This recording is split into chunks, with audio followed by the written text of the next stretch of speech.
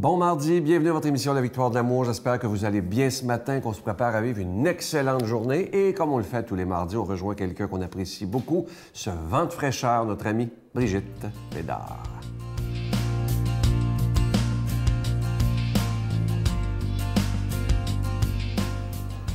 Bon matin tout le monde.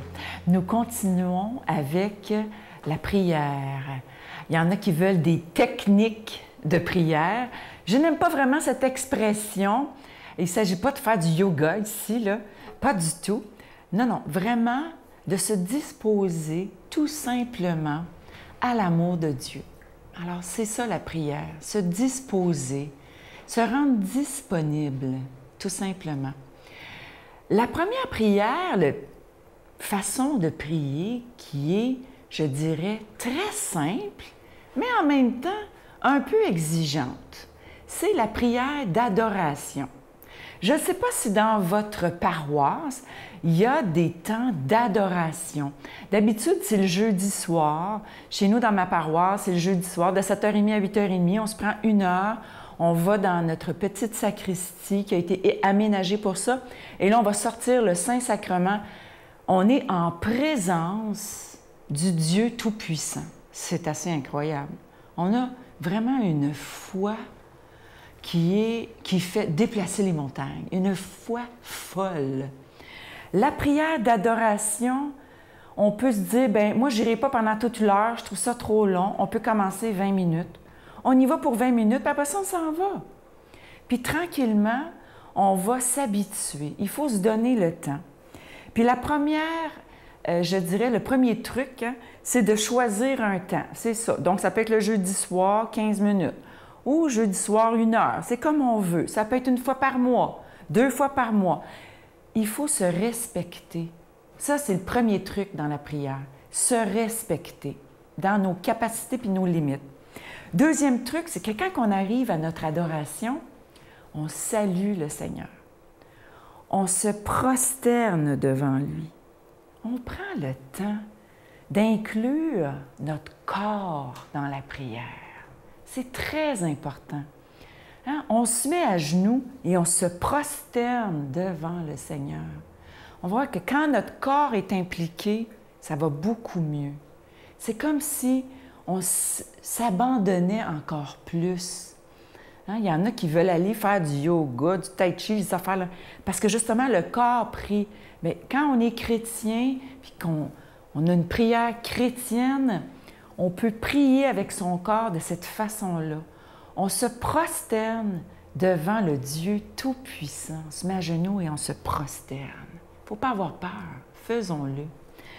Troisième truc, choisir une bonne position après ça. S'asseoir comme du monde, puis rester là, tranquille. On va continuer les trucs la semaine prochaine. Notre Père qui es aux cieux, que ton nom soit sanctifié, que ton règne vienne, que ta volonté soit faite sur la terre comme au ciel. Donne-nous aujourd'hui notre pain de ce jour. Pardonne-nous nos offenses comme nous pardonnons à ceux qui nous ont offensés. Ne nous laisse pas entrer en tentation, mais délivre-nous du mal, car c'est à toi qu'appartient le règne, la puissance et la gloire pour les siècles des siècles. Amen. Mon Père, je m'abandonne à toi.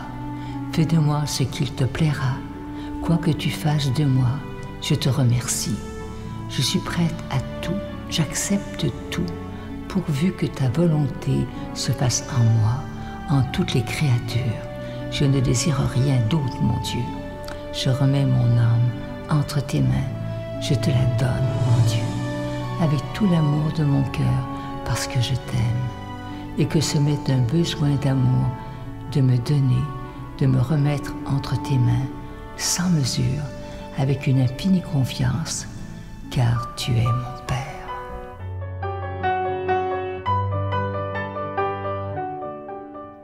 Je prends quelques instants pour solliciter votre aide pour le ministère de la Victoire de l'Amour.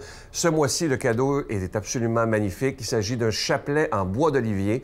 Il est déjà béni, mais ce qu'il y a de particulier, c'est qu'il est fait non pas dans une usine, mais à la main par une communauté religieuse de Mexico, au Mexique. Et la supérieure nous a envoyé un message en nous disant des milliers de fois merci de faire ce chapelet-là par eux et non dans une usine, parce que eux, ça leur permet d'aider les plus démunis dans leur région. Alors imaginez, lorsque vous faites un don et que vous recevez le chapelet, vous aidez aussi des gens qui vivent dans une grande pauvreté parfois. Alors merci de tout cœur. Et elle nous disait aussi que les chapelets sont faits dans une ambiance de prière et que les religieuses prient pour chaque personne qui recevra ce chapelet. Alors je trouve ça très, très beau et même très touchant.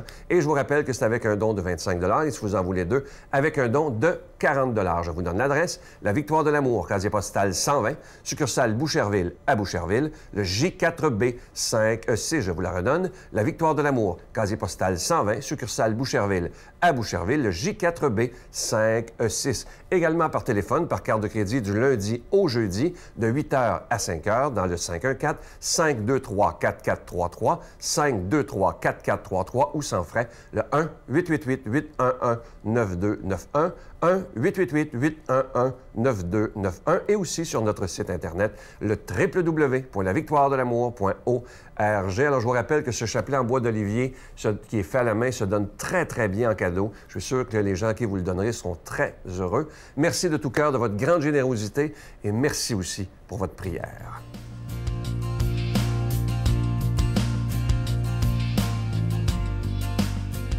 Mon Dieu, donnez-moi la sérénité d'accepter les choses que je ne peux changer, le courage de changer les choses que je peux et la sagesse d'en connaître la différence.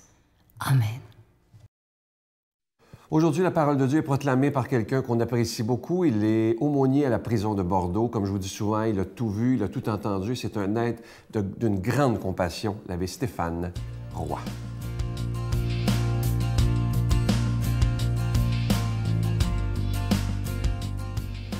Bonjour à toi aujourd'hui et bon mardi matin. Évangile de Jésus-Christ selon saint Marc. Hérode, qui avait donné l'ordre d'arrêter Jean et de l'enchaîner dans la prison, à cause d'Hérodiade, la femme de son frère Philippe, que lui-même avait prise pour épouse. En effet, Jean lui disait, « Tu n'as pas le droit de prendre la femme de ton frère. » Hérodiade en voulait donc à Jean, et elle cherchait à le faire mourir. Mais elle n'y arrivait pas, parce qu'Hérode avait peur de Jean. Il savait que c'était un homme juste et saint, et il le protégeait. Quand il l'avait entendu, il était très embarrassé. Cependant, il l'écoutait avec plaisir. Or, une occasion favorable se présenta quand, le jour de son anniversaire, Hérode fit donner un dîner pour ses dignitaires, pour les chefs de l'armée et pour les notables de la Galilée. La fille d'Hérodiade fit son entrée et dansa. Elle plut à Hérode et à ses convives.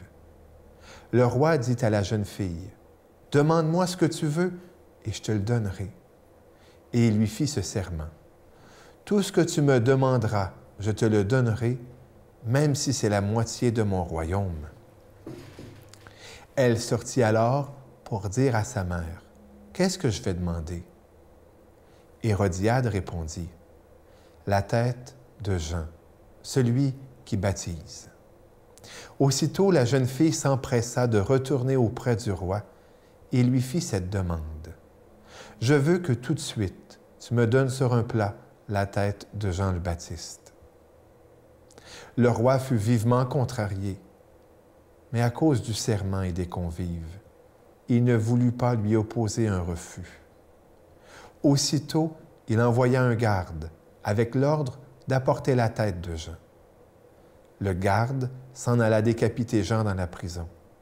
Il apporta la tête sur un plat, la donna à la jeune fille, et la jeune fille la donna à sa mère.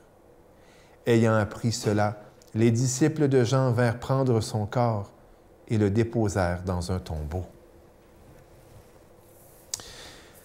Quelle histoire!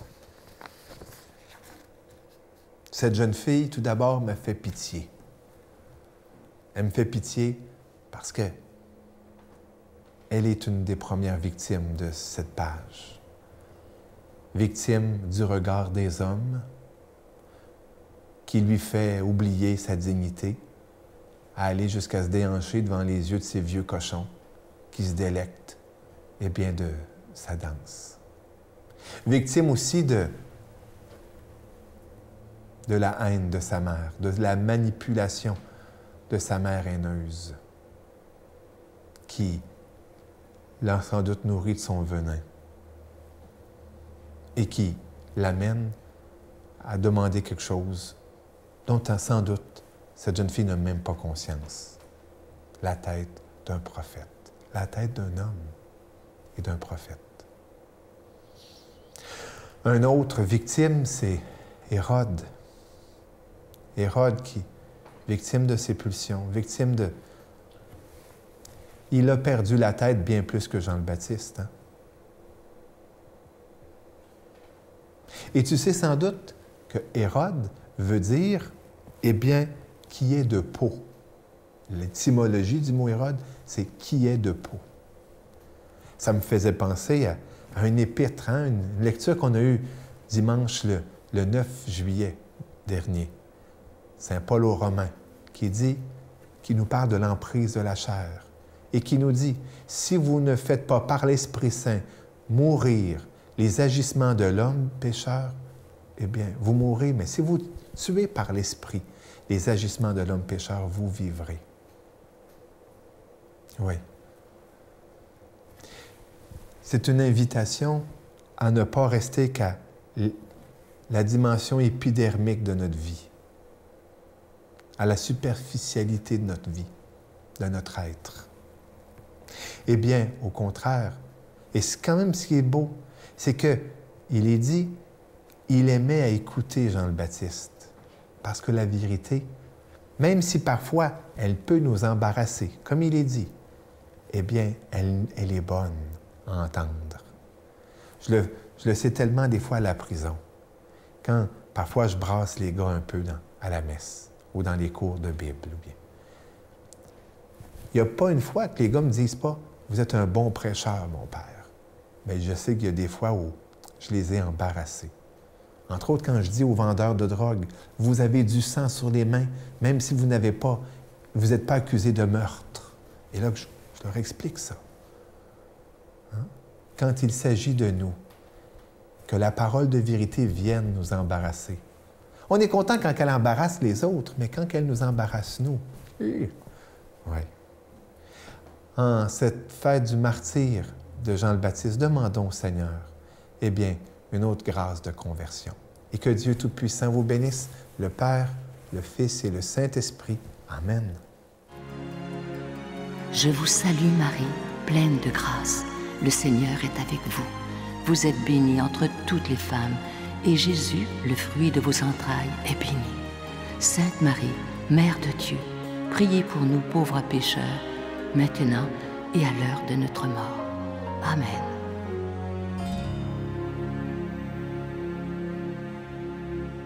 Je vous laisse avec une très belle pensée qui dit ceci, écoutez bien, c'est très, très beau. Être un ami, c'est interpréter les regards, comprendre les silences, pardonner les erreurs, partager les émotions, garder des secrets, prévenir des chutes et sécher les larmes. J'espère que vous avez des amis comme ça autour de vous. À demain. Bye. Avoir une amie chère qui accueille ce moment-là de la vie qu'on va tous vivre, qui l'accueille avec cette ouverture, cette sérénité, moi, ça m'a obligée, puis j'utilise le mot « obligé » à bon escient, ça m'a obligée à confronter ma peur de la mort. Je me disais, si mon ami, qui sait qu'il va mourir, n'a pas peur, bien moi, il faut que je fasse un travail pour avoir moins peur à mon tour.